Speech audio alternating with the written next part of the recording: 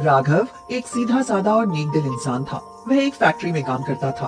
उसकी पत्नी रमा देखने में जितनी खूबसूरत थी, उतनी ही खुश मिजाज और मिलनसार थी। सभी पड़ोसी उन दोनों से बहुत खुश रहते थे। एक दिन राघव फैक्ट्री पहुंचा तो उसके मालिक ने उसे बुलाकर कहा, देखो राघव, मुझे फैक्ट्री में बहुत घाटा हो रहा है। कई महीनों से ये घाटा झेल रहा हूँ और अपनी तरफ से सबको सैलरी दे रहा हूँ, लेकिन भैया मेरे पास कुछ नहीं रहा। इसीलिए मैं अब फैक्ट्री बंद करने जा रहा हूँ। तुम कहीं दूसरी नौकरी ढूंढो। इस बात को सुनकर राघव को तो जैसे चक्कर आ गया। उसे तो कोई काम भी नहीं आता था। बड़े दुखी मन से उसने कहा, ठीक है मालिक। ऐसा कहकर वह थके कदमों से बाहर निकल गया। उसने अपने मन में सोचा, अब घर जाकर रमा से किस मुंह से कहूँगा कि मेरी नौकरी छूट गई। वो तो पहले ही इतनी कम सैलरी में मुश्किल से काम चलाती थी। वह चुपचाप घर चला आया। उसने रमा को कुछ भी नहीं बताया। उसको उदास देखकर रमा ने उससे पूछा, क्या बात है, तुम इतने परेशान क्यों लग रहे हो? लेकिन राघव ने कुछ भी नहीं बताया। दूसरे दिन वह नौकरी की तलाश में घूमता रहा, लेकिन उसकी नौकरी नहीं लगी। लौटते समय शाम को उसे तेज भूख लगी तो वह एक पाव वाले के ठेले पर पहुंचा। वहां उसने एक मिसल पाव बनवाया। वह खाने ही वाला था, तभी उसकी नजर सामने पड़ी। उसने देखा कि उसके सामने एक बूढ़ा आदमी खड़ा हुआ बड़ी लाचार निगाहों से उसे देख रहा है। राघव को उस पर दया आ गई। उसने पूछा, क्या बात है बाबा, क्या आप पाव खाओगे? हाँ बेटा, मुझे बहुत जोर की भूख लगी है, लेकिन तुम खाओ। क्या पता तुम्हारे पास पैसे हो या ना हो। तुम भी बहुत परेशान लग रहे हो। यह सुनकर राघव बोला, हाँ बाबा, मैं बहुत परेशान हूँ। मेरी नौकरी छूट गई और मेरे पास पैसे भी नहीं है, लेकिन इस समय मुझसे ज्यादा भूखे तो आप नजर आते हैं, इसलिए आप ही खा लीजिए। मेरा क्या है, मैं तो अक्सर भूखा रह जाता हूँ, मेरी आदत पड़ी हुई है। उस बूढ़े आदमी ने आभार भरी निगाह से उसे देखते हुए दूना ले लिया और पाव खाने लगा। अब उसके चेहरे पर थोड़ी सी रौनक आई। मेरा नाम भोला शंकर है। कभी मैं भी बहुत ताकतवर और नामी पैसे वाला हुआ करता था। मेरे 2 बेटे, बहुएं, पोते पोती थे। अपनी ताकत और पैसे का मुझे बहुत गुरूर था। अपने बेटों पर मैं बहुत घमंड करता था, लेकिन मेरी पत्नी की मौत होने के बाद मैं सब पर बोझ बन गया। मेरा सारा कारोबार पैसे हथियाकर उन्होंने मुझे घर से बाहर निकाल दिया। आज मेरे पास दौलत, ताकत, शोहरत कुछ भी नहीं है, तो मैं कुछ नहीं कर सकता और पैसे भी नहीं है। ऐसा कहते कहते वह रोने लगा। राघव ने ठंडी सांस भरते हुए कहा, ओह, लोग कितने मतलबी होते जा रहे हैं। लेकिन तुम बताओ, तुम्हारे पास पैसे क्यों नहीं है? मेरी नौकरी छूट गई है। तुम चिंता मत करो, मैं भी शुरू में अमीर नहीं था। मैं शुरू में बहुत गरीब था और मैंने बहुत स्तर से अपने काम की शुरुआत की थी। फिर धीरे धीरे मेरा काम बढ़ता गया और मेरा कारोबार फैलता गया। आज मेरे पास कुछ नहीं है, लेकिन मैं तुम्हारी बहुत मदद कर सकता हूँ। कैसे करेंगे मदद? तुम अभी नौजवान हो, तुम्हारी मेहनत और ताकत होगी, मेरा अनुभव होगा, फिर देखना कमाल। राघव भोला शंकर को अपने साथ ले आया।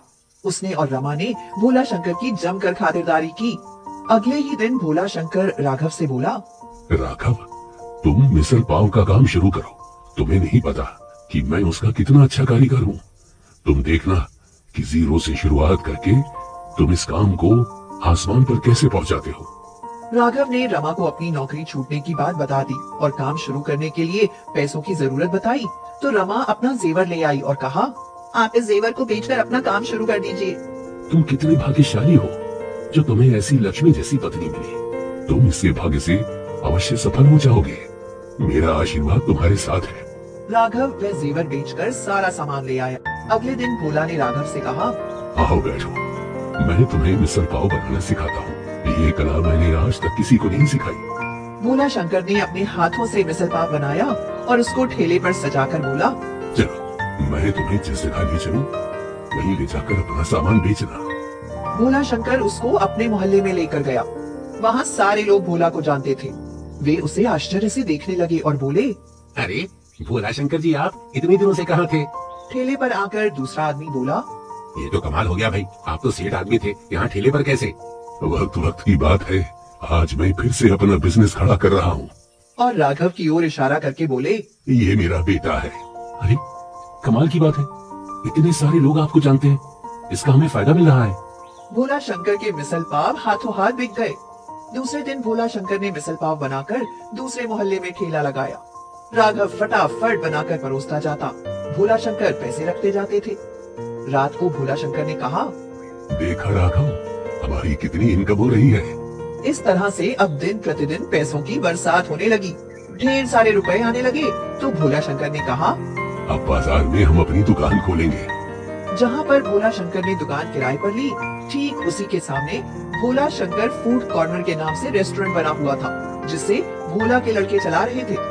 अब भोला शंकर ने कहा, राघव देखो, ये सारे ग्राहक मेरे बनाए हुए थे। ये सारे सभी लोग मुझे जानते हैं। और एक बात तुम्हें पता है, मैंने जो मिसल पाव बनाना सीखा था, वो कला केवल मुझको ही आती है। मैं अपनी देख रेख में कारीगरों से मिसल पाव बनवाता था। वो टेस्ट अब तक लोगों को याद है, लेकिन मेरे चले जाने के बाद वो टेस्ट इस सामने वाले रेस्टोरेंट में भी नहीं मिल पाया है। अब जो भी लोग वहाँ मिसल पाव खाने आते थे, वे आपस में कहते थे, अरे ये भोला शंकर का मिसल पाव है। भोला शंकर के मिसल पाव का स्वाद अब जाकर आया है। बहुत दिनों के बाद फिर से वही मिसल पाव खाने को मिल रहे हैं। थोड़े ही दिनों के बाद सामने वाले रेस्टोरेंट के सारे ग्राहक राघव के रेस्टोरेंट पर आने लगे। अब तो राघव पैसे वाला बनता जा रहा था। थोड़े समय में ही उसने वह किराए की दुकान छोड़ दी और अपना एक रेस्टोरेंट ले लिया। अब राघव रेस्टोरेंट की शहर में धूम मच रही थी। भोला शंकर ने खुश होकर कहा, सामने वाला रेस्टोरेंट अब बिल्कुल बंद हो गया है। एक आध ग्राहक ही आता होगा। एक दिन राघव ने देखा कि सामने वाले रेस्टोरेंट के मालिक सुदीप और अजीत चले आ रहे हैं। आते ही वे दोनों भोला शंकर के पैरों पर गिर पड़े और बोले, पिताजी हमें माफ कर दीजिए, हमने आपको बहुत गलत समझा। आपके जाने के बाद से हमारा रेस्टोरेंट बिल्कुल ठप हो गया है। केवल एक बार माफ कर दीजिए, आप जैसा कहेंगे हम वैसा ही करेंगे। इस बात को सुनकर भोला शंकर ने राघव की ओर देखा। राघव ने कहा, जैसी आपकी इच्छा, उसमें मैं क्या कर सकता हूँ। सुदीप और अजीत के इतने ज्यादा माफी मांगने पर राघव पिघल गया। वह भोला शंकर से बोला, अंकल अब इनको माफ कर दीजिए, हम इनको अपने बिजनेस में शामिल कर लेते हैं। राघव ने उन दोनों से कहा, तुम्हारा रेस्टोरेंट नहीं चल रहा है, इधर हमारा बहुत चल रहा है। तुम हमारे रेस्टोरेंट में शामिल हो जाओ और हम तुम्हारे रेस्टोरेंट में शामिल हो जाते हैं। फिर देखो कैसे फायदा नहीं होता तुमको। इस बात को सुनकर सुदीप और अजीत बहुत खुश हो गए। भोला शंकर ने कहा, राघव तुम तो बिल्कुल साधु और महात्माओं की तरह हो। अंकल उनको पहले ही अपने किए की बहुत सजा मिल चुकी है। वैसे भी इन लोगों के खाने के लाले पड़े हैं, अब इनको माफ कर दीजिए। राघव के बहुत कहने पर भोला शंकर ने अपने दोनों बेटों को माफ कर दिया। अब राघव के रेस्टोरेंट में अजीत और सुदीप शामिल थे और अजीत और सुदीप के रेस्टोरेंट में यह लोग सहयोग करते थे। इस तरीके से एक बार फिर राघव और भोला के परिवार खुशहाल हो गए। चारों तरफ से पैसा आने लगा और सभी का जीवन खुशहाल हो गया।